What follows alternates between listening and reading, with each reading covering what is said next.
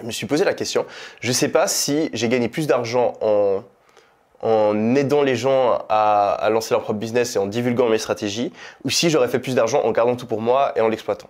Parce qu'un truc que beaucoup de personnes ne savent pas, c'est que j'étais un des premiers, je pense que j'étais le premier, après c'est impossible de savoir, mais en tout cas un des premiers à faire des placements de produits avec les influenceurs en France, et peut-être pas dans le monde, mais en France en tout cas. Donc j'étais un des premiers. Tu vois, le concept de tu donnes un produit à un influenceur, il prend son téléphone, il se filme en story et il dit ah, voilà, achetez ce produit, il est super, il fait une démonstration, etc. Je l'ai inventé. Vraiment, je me suis dit, parce qu'à l'époque, les gens, qu'est-ce qu'ils faisaient?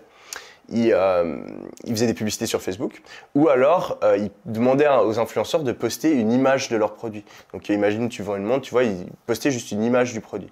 Et en fait, les stories Instagram, ça venait d'être arrivé, et la fonction swipe up, c'était assez récent. Et moi, je me suis dit, non mais attends, au lieu de juste montrer une image, il faut utiliser le pouvoir de persuasion de l'influenceur. Donc il faut qu'il parle du produit, tu vois, il faut qu'il pousse les gens. Et donc, j'ai demandé à des influenceurs de se filmer, tu vois, de filmer, de mettre en avant, tu vois, le site, etc. Et au début, je me souviens, ils comprenaient même pas, tu vois, genre je devais les appeler ou je leur envoyais des mails ultra détaillés pour qu'ils comprennent quoi faire, tu vois, tellement c'était nouveau. Et à l'époque, vraiment, je dépensais 100 balles, je faisais 10 000 balles de vente. 200 balles, 20 000 balles de vente. Donc tu vois, c'est des ROI qui sont ouf. Et tu vois, j'aurais pu utiliser ces stratégies pour déjà faire énormément de cash, mais aussi pour pouvoir créer de très grosses marques e-commerce, tu vois. Mais moi, mon premier réflexe, qu'est-ce que ça a été quand j'ai découvert ces stratégies? C'est je l'ai mis sur YouTube gratuitement. J'ai dit, oh les gars, regardez, j'ai fait 10 000 balles hier avec ces stratégies, allez faire la même chose, j'ai fait une formation gratuite. Et tu vois, genre, et c'était pas un plan de génie, tu vois, pour exploser sur YouTube et vendre des formations derrière ou quoi, tu vois, c'était juste, ah ouais, j'ai envie de, tu vois, genre, je sais même pas si je vendais des formations déjà à l'époque, je crois même pas. Ouais, j'ai envie de faire décoller ma chaîne. Ouais, je pense qu'après les gens ils vont m'aimer, je vais pouvoir vendre 2-3 trucs derrière, tu vois. Mais qui était la stratégie la plus long-termiste possible à ce moment-là, quoi. Hein? Qui était la stratégie la plus long-termiste possible à ce moment-là, ouais, en plus, tu vois. En vrai, c'était intelligent, tu vois. Mais en soi, c'était assez naïf parce que je me suis jamais dit, ah oui, tu vois, mes stratégies, les gens, s'ils les utilisent, elles vont être moins efficaces et tout, tu vois. Et après, je pense que c'est aussi le cas, franchement, tu vois, on parle de e-commerce, on parle d'un business qui pèse des centaines de milliards. C'est pas parce que tu fais une petite stratégie que tout d'un coup, tu vas plus réussir à faire d'argent. Et moi, en fait, ce que j'ai fait, c'est que assez vite, en fait, j'ai donné mes stratégies. Et tout le monde a commencé à les utiliser en France. Du jour au lendemain, les influenceurs se faisaient harceler. Tu vois, j'avais donné un template. J'avais tout expliqué étape par étape. Genre, vous contactez les influenceurs, vous envoyez ce type d'email, etc. Tu vois.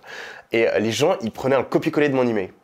Et donc, c'était quoi? C'était en mars. Ils ont dit la signature, il y avait Yomi Denzel partout. Ouais, non, mais c'était presque ça. Et genre, il y avait des influenceurs, je voyais des influenceurs connus et tout, qui faisaient des stories genre, oui, je sais pas, il y a des robots qui m'envoient des emails et tout.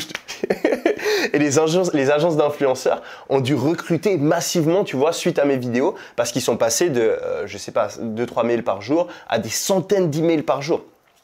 Et tu vois, suite à ça, y avait des centaines de personnes, vraiment en quelques semaines, des centaines de personnes qui ont fait des milliers, des dizaines de milliers d'euros de bénéfices, tu vois. Et ça, au final, ça m'a propulsé, parce qu'à l'époque, tu vois, genre, il y avait d'autres formateurs qui vendaient des formations et tout, et ils avaient, je sais pas, 10 témoignages, tu vois.